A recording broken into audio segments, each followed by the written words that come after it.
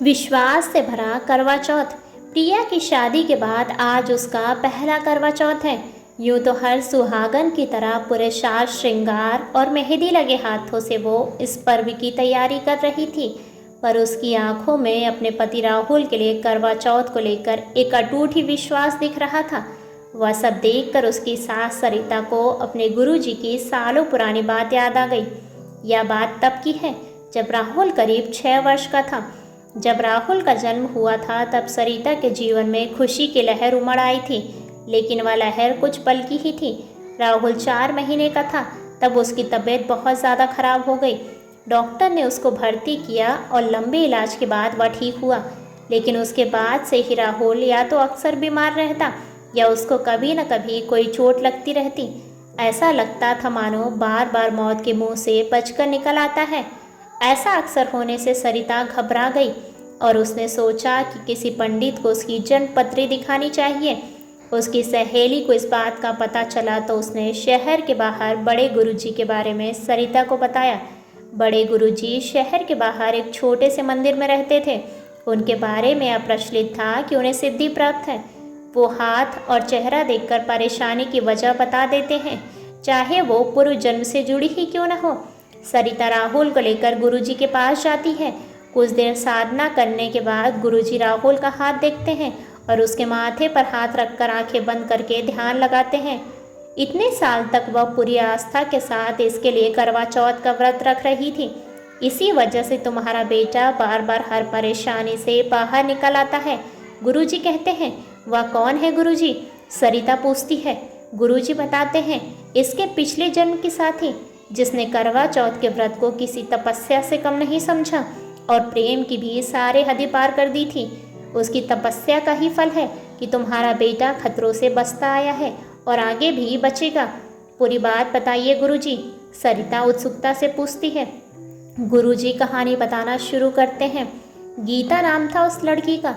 पिछले जन्म में तुम्हारे बेटे का नाम मुकेश था। गीता और मुकेश पड़ोसी गांव के रहने वाले थे। दोनों को शिक्षा ग्रहण करना और बांटना अच्छा लगता था। उनके पास के ही गांव में गरीबों के लिए मुफ्त शिक्षा देने का कुछ दिनों का कार्यक्रम आयोजित हुआ। इसी के चलते उनका एक मुफ्त शिक्षा कार्यक्रम में मिलना हुआ। एक जैसे विचार ने दोनों को अच्छे दोस्त बना दिए और काम की वजह से वह अक्सर मिलने भी लगे। जल्द ही दोनों ने एक दूसरे को पसंद करना शुरू कर दिया और एक दिन दोनों ने एक दूसरे को जीवन साथी बनाने का फैसला किया।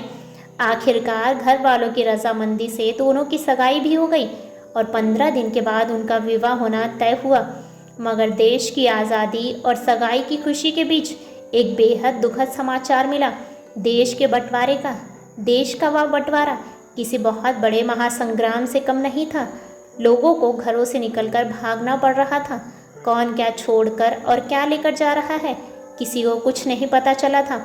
लोगों के अपने छूटते जा रहे थे और अनजानों के साथ सफ़र तय हो रहा था।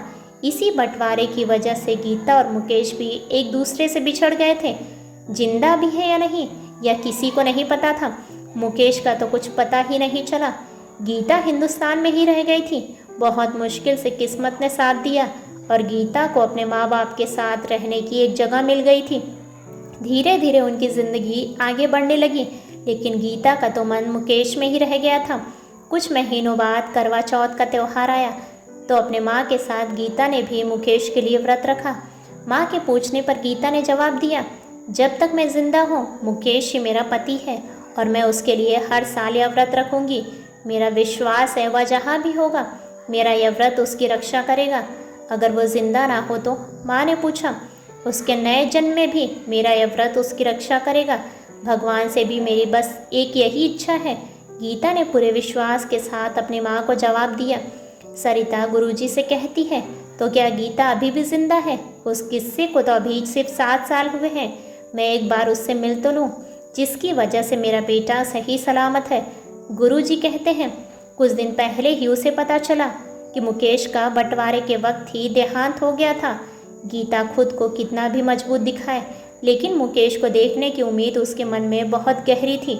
इसलिए यह खबर सुनते ही उसे बहुत बड़ा सदमा लगा और अभी कुछ दिन पहले ही बात चल बसी। लेकिन तुम चिंता मत करो, उसके कठोर व्रत का फल हमेशा तुम्हारे पुत्र की रक्षा करेगा। बस ईश्वर से यही प्रार्थना है।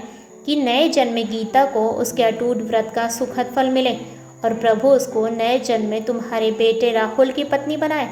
जो खुशियों के पल उन दोनों बच्चों ने उस जन्म में खोया था, इस जन्म में उनको वह सारी खुशियों के पल मिले। सारी बातें सुनकर सरिता को अचंभा हुआ कि गुरुजी भविष्य और भूत की बातें काफ़ी हद तक सही ज़रूर बताते हैं, लेकिन इतना विस्तार में सब कुछ कैसे बता सकते हैं। जब वह उनसे पूछती है तब वो कहते हैं, मुझे 12 साल की उम्र में ज्योतिष विद्या में सिद्धि प्राप्त हुई है। एक बार देखकर बहुत कुछ जान लेता हूँ और सबसे बड़ी बात, एक बार जो हाथ देख लूँ तो भूलता नहीं हूँ। इसलिए जब तुम राहुल को मेरे पास लाई तो उसका हाथ देखकर मुझे अंदेशा हो गया था।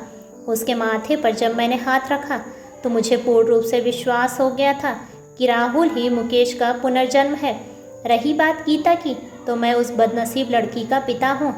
मुकेश के लिए आंसू बहाते हुए देखा है मैंने उसे, हालांकि हम कुछ कर भी नहीं सकते थे। कई बार मैंने उससे कहा किसी और से शादी कर ले, लेकिन उसको अपने व्रत पर पूरा विश्वास था। वो मानती थी कि इस जन्म में ना सही, अगले जन्म में वो उसको ज़रूर मिलेगा। मैंने तो किसी तरह अपने आप को संभाल लिया, लेकिन उसकी वो तकलीफ़ उसकी माँ से सही नहीं गई और कुछ साल पहले ही वह चल बसी। ये कहते कहते उनकी आंखें भर आई। उस बंटवारे ने मेरी बेटी और मेरी पत्नी दोनों को छीन लिया। मेरे घर की हर खुशी खत्म हो गई। सरिता को बाद में पता चला था। 2 दिन बाद गुरुजी भी गुजर गए थे। इन्हीं पुराने ख्यालों में सरिता खोई हुई थी कि प्रिया की आवाज़ आती है, आइए मम्मी, करवा चौथ का चांद निकल आया है, पूजा करते हैं। करवा चौथ के उस त्यौहार पर साज श्रृंगार से सजी प्रिया को देखकर वह मुस्कुराती हुई सोचती है कि ठीक बात है, 6 साल का फ़र्क सही है। सही कहा था गुरुजी ने।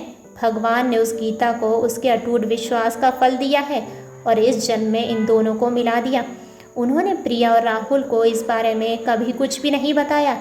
नए जन्म की नई खुशियों में बीते वक्त के आंसू वह नहीं घोलना चाहती थी। इसी तरह की बेहतरीन कहानियों को सुनने के लिए वीडियो को लाइक और चैनल को सब्सक्राइब करें और अपने विचार कमेंट्स बॉक्स में कमेंट्स करके हमें ज़रूर बताएं। धन्यवाद।